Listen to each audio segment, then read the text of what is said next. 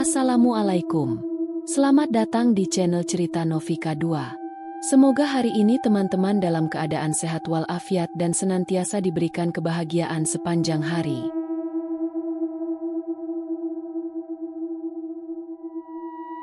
Mobil tua milik Pak Wiryo melaju perlahan di jalan berbatu yang mengarah ke Dusun Kramat.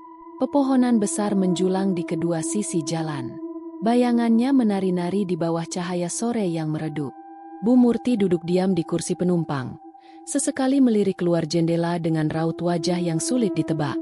Di bangku belakang, Lisa menggenggam bodoh. Matanya menerawang keluar, memperhatikan dusun yang semakin dekat. "Benar ini tempatnya?" tanya Bu Murti. Suaranya dipenuhi keraguan. Pak Wiryo mengangguk. Matanya tetap fokus pada jalan sempit yang berliku. "Tempat ini akan memberiku banyak inspirasi," jawabnya mantap. Sebagai penulis novel misteri, Lisa menerawang keluar, memperhatikan dusun yang semakin dekat. Sebagai penulis novel misteri, ia percaya desa terpencil seperti ini menyimpan cerita yang bisa menjadi bahan tulisannya. Saat mereka melewati gerbang kayu sederhana yang menandai batas dusun, suasana berubah drastis. Rumah-rumah kayu berjejer di sepanjang jalan, beberapa terlihat tak terawat.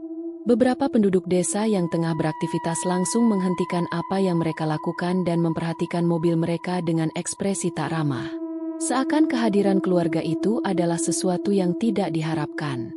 Pak Wiryo menghentikan mobil di depan rumah tua yang telah disiapkan untuk mereka. Bangunan itu besar, berdinding kayu dengan atap genting yang mulai ditumbuhi lumut. Halaman depannya dipenuhi ilalang yang tumbuh liar, memberi kesan rumah itu sudah lama ditinggalkan. "Tempat ini menyeramkan," bisik Lisa. Suaranya hampir tak terdengar.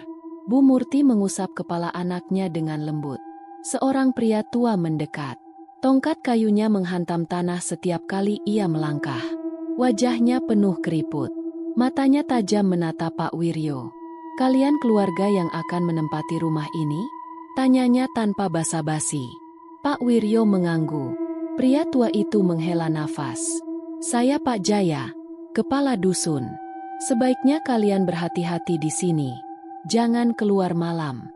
Dan kalau mendengar suara aneh, abaikan saja." Ucapan itu membuat bulu kuduk Bu Murti meremang. "Maksud Bapak?" tanyanya ragu.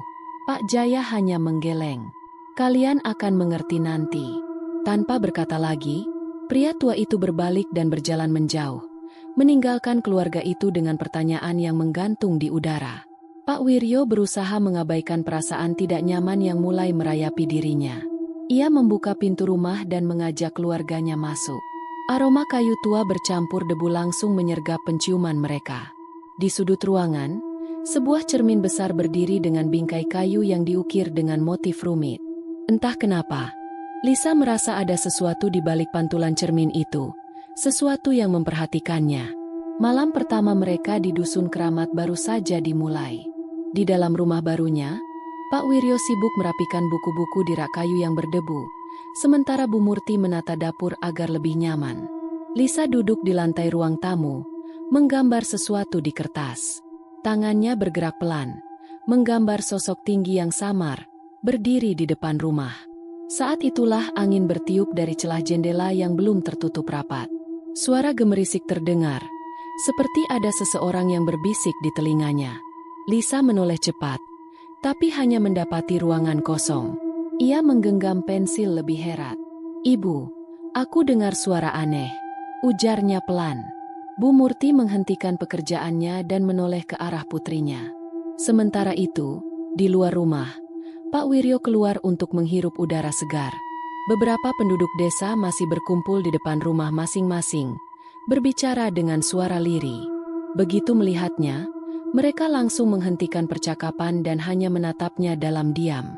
Pak Wiryo tersenyum sopan dan melangkah mendekati seorang pria parubaya yang sedang duduk di bangku bambu. "Selamat malam. Saya Hasan, pendatang baru di sini." Pria itu, yang tampak lebih muda dari Pak Jaya, hanya mengangguk singkat. Pak Wiryo berusaha mencairkan suasana. "Saya penulis. Saya pindah ke sini untuk mencari inspirasi. Dusun ini menarik dan masih alami." Pria itu mengangkat alis. Raut wajahnya sulit ditebak. Pak Wiryo ingin bertanya lebih lanjut, tetapi pria itu berdiri, menepuk celananya yang berdebu, lalu berjalan pergi tanpa berkata apa-apa lagi. Pak Wiryo menghela napas. Ada sesuatu di dusun ini, sesuatu yang membuat penduduknya waspada terhadap orang luar.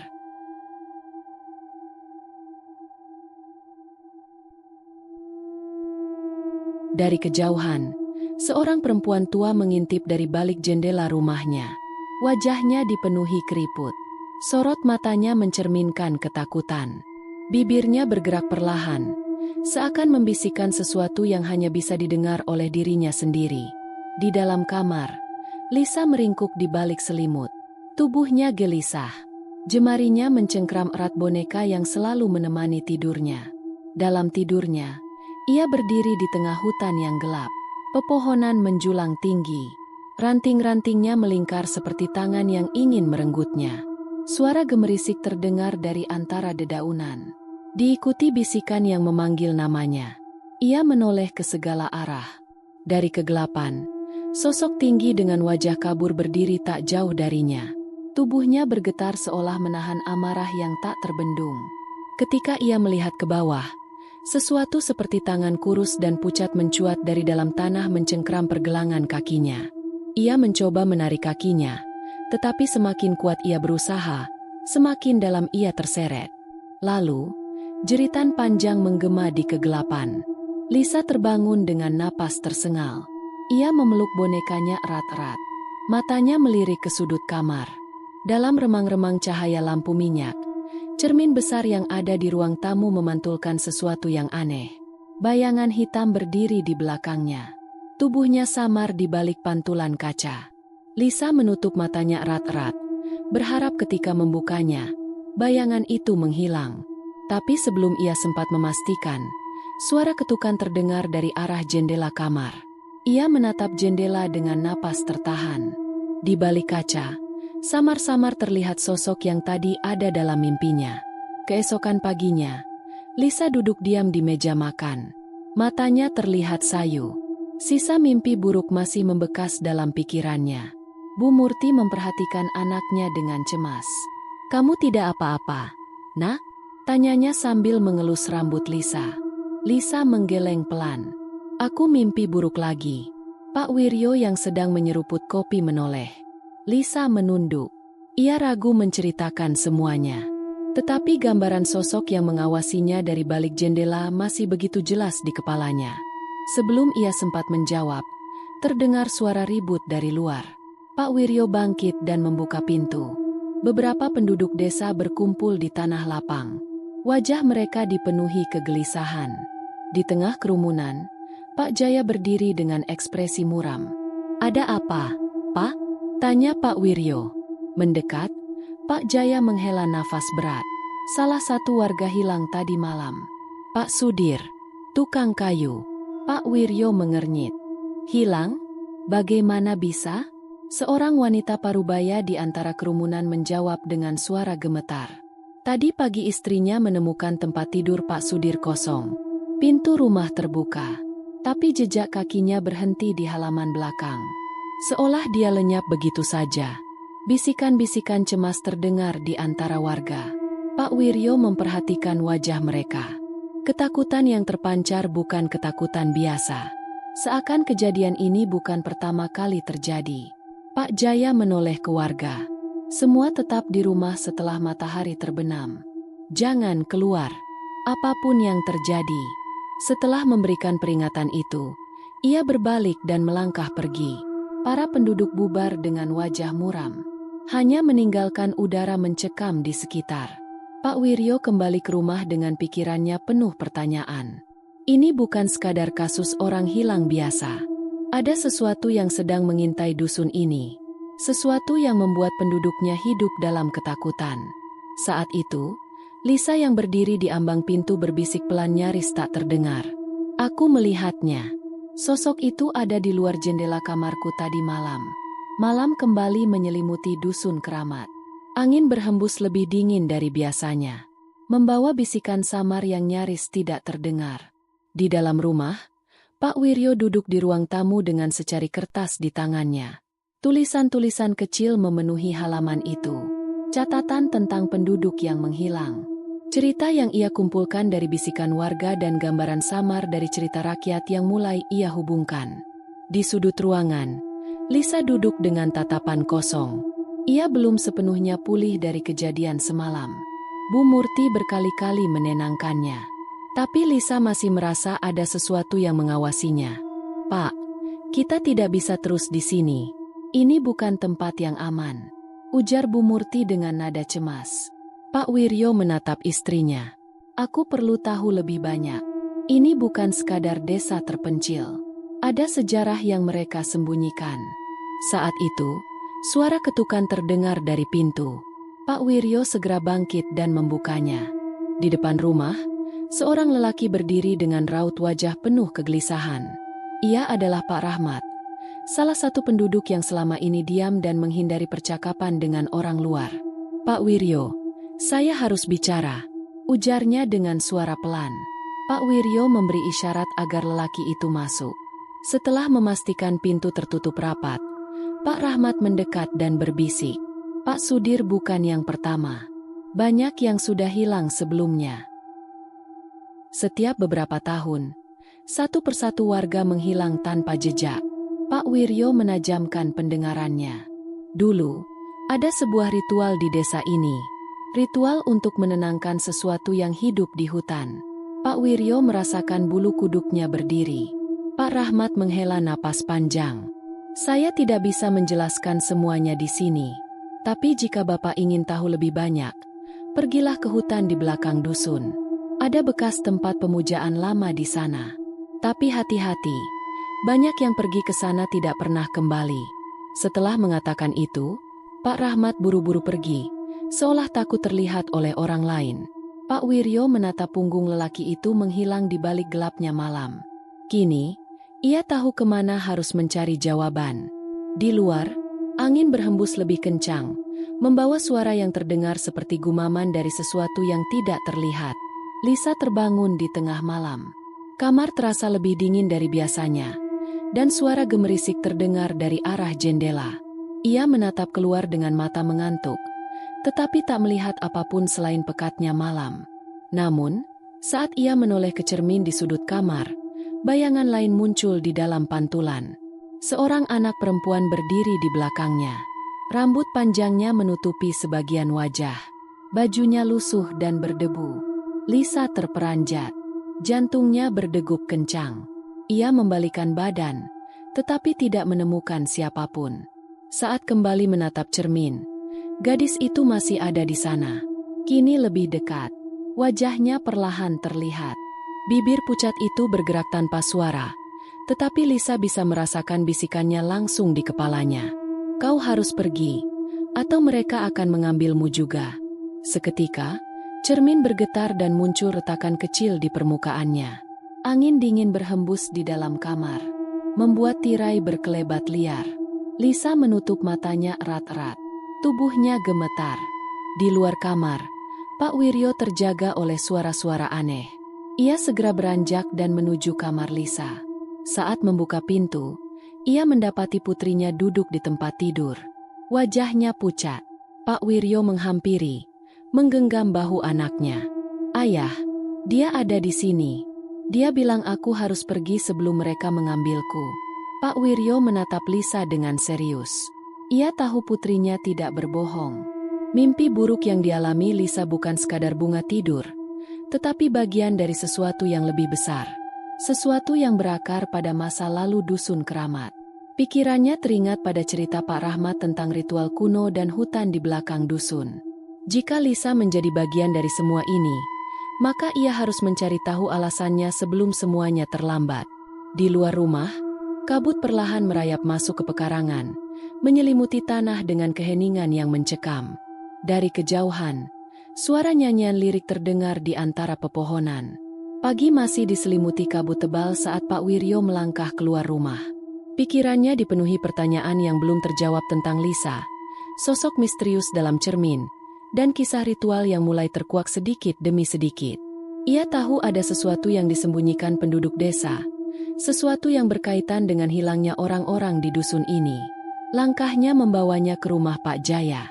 Lelaki tua itu duduk di teras, memandangi jalanan dengan tatapan kosong. Ketika melihat Pak Wiryo mendekat, ia menghela napas panjang, seakan sudah tahu apa yang akan ditanyakan.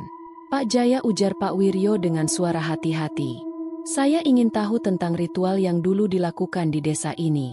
Pak Jaya diam sesaat sebelum akhirnya berkata, "Kau sudah bicara dengan Rahmat?" "Bukan." Pak Wiryo mengangguk. "Saya ingin tahu semuanya. Ini bukan sekadar cerita lama. Anak saya mulai terpengaruh, dan saya harus menghentikan semua ini sebelum terlambat." Pak Jaya menatapnya lama sebelum akhirnya memberi isyarat agar Pak Wiryo duduk. "Dulu, ada sebuah perjanjian antara leluhur desa ini dan sesuatu yang tinggal di hutan." Suaranya terdengar berat, seolah mengingat kembali sesuatu yang enggan diungkap. "Setiap beberapa tahun, harus ada korban yang diberikan. Jika tidak, bencana akan datang, dan desa ini akan dihantui oleh mereka yang tidak pernah beristirahat dengan tenang." Pak Wiryo menggenggam tangannya erat, dan sekarang korban itu mulai berjatuhan lagi. Pak Jaya mengangguk pelan. Kutukan itu tidak pernah benar-benar hilang. Ketika perjanjian dilanggar, arwah-arwah yang terperangkap kembali mencari apa yang menjadi hak mereka.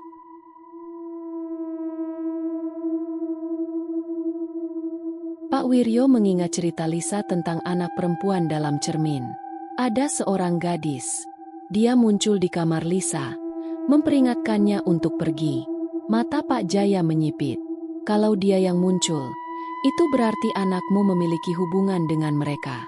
Pak Wiryo merasakan dingin merayap di punggungnya. Pak Jaya menghela nafas.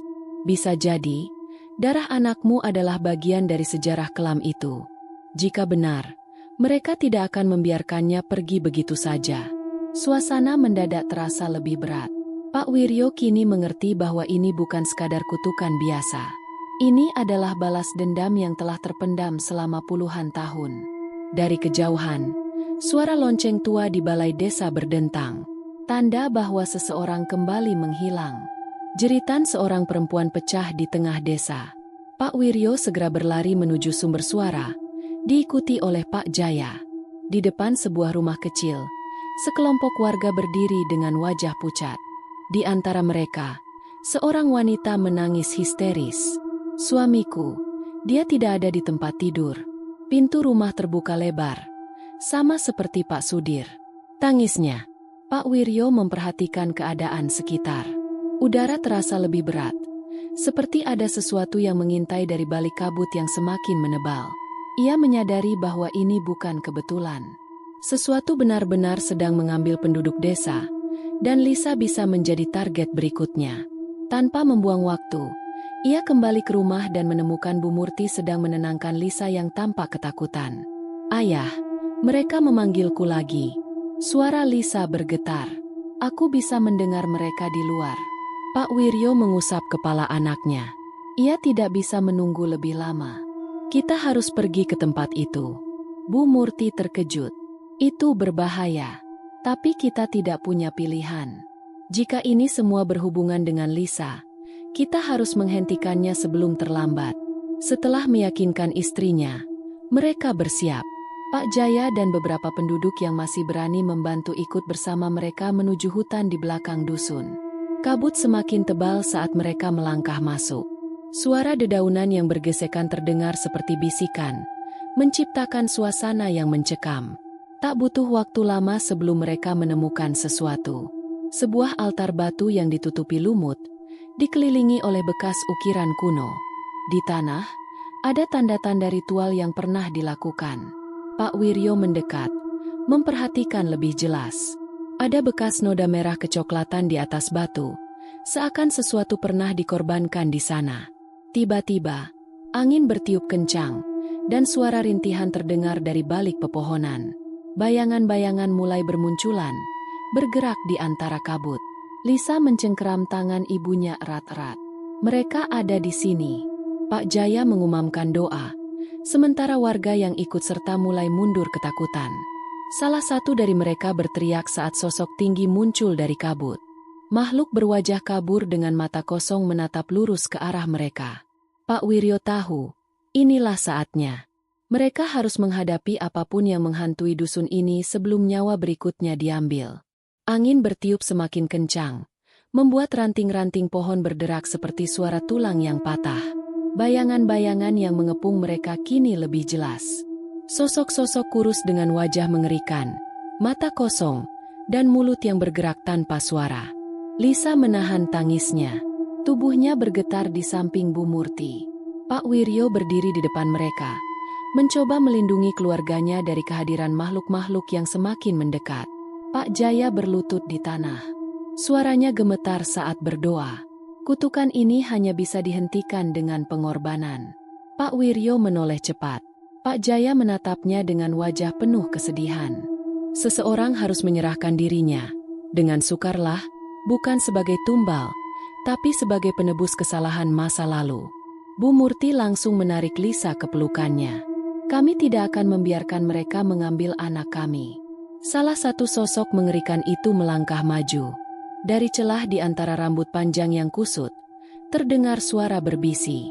Lisa, darahmu adalah kunci. Kami terikat padamu. Pak Wiryo menggertakkan giginya. Ia tidak akan membiarkan Lisa menjadi korban. Dengan cepat, ia mengingat semua yang telah ia pelajari.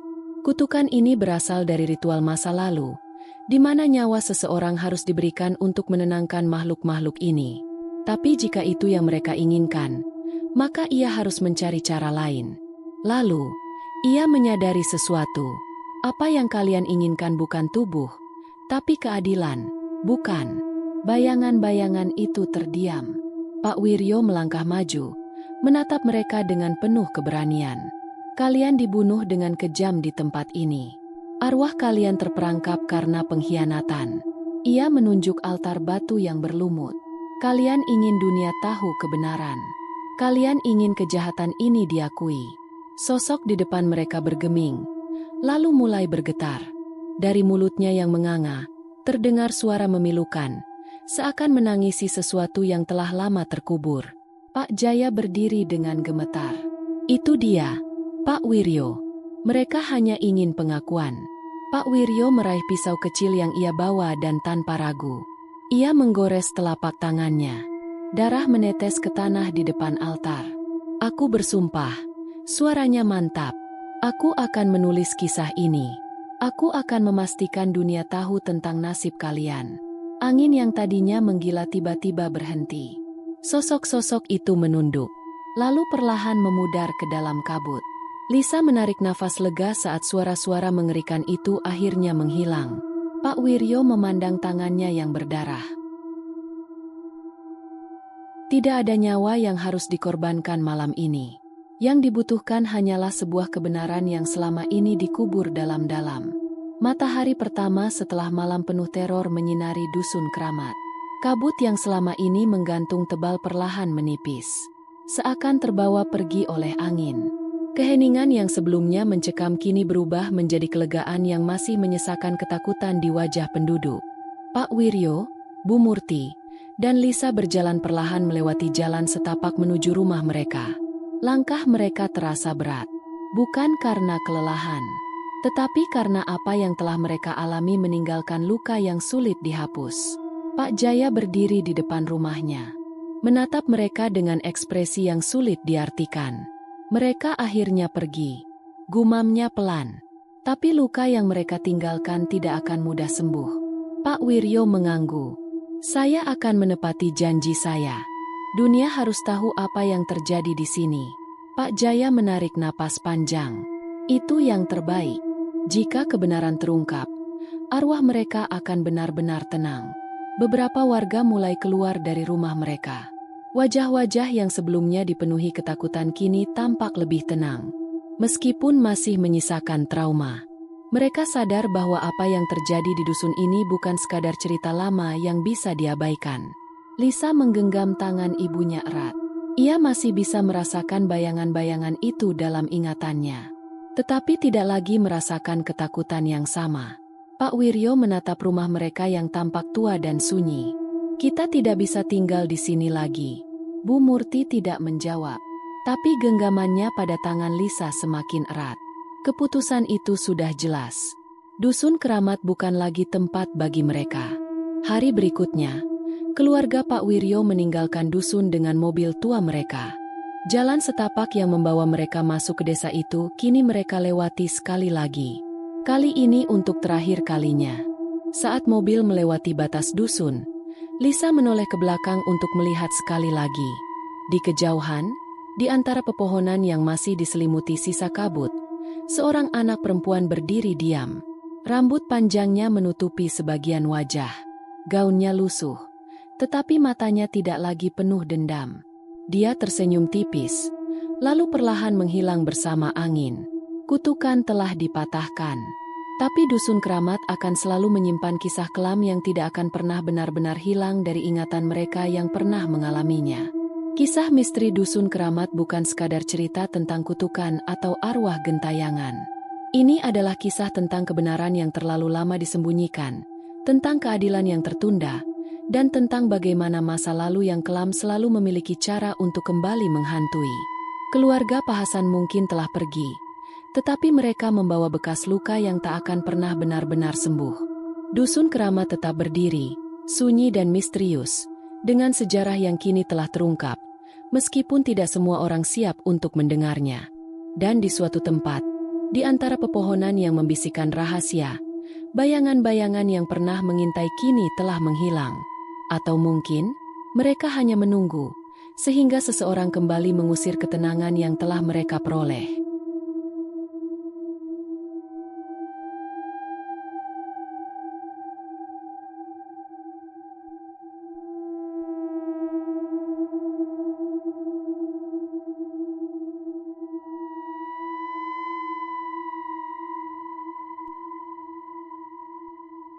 Demikian cerita hari ini. Semoga teman-teman dapat terhibur dan dapat mengambil hikmah kebaikan isi di dalamnya. Jangan lupa juga bagikan cerita ini kepada teman-teman yang lain agar mereka juga bisa mendapatkan hiburan yang sama. Mohon maaf apabila ada kesalahan kata dan ucapan kami dalam membacakan cerita ini. Terima kasih dan wassalamualaikum.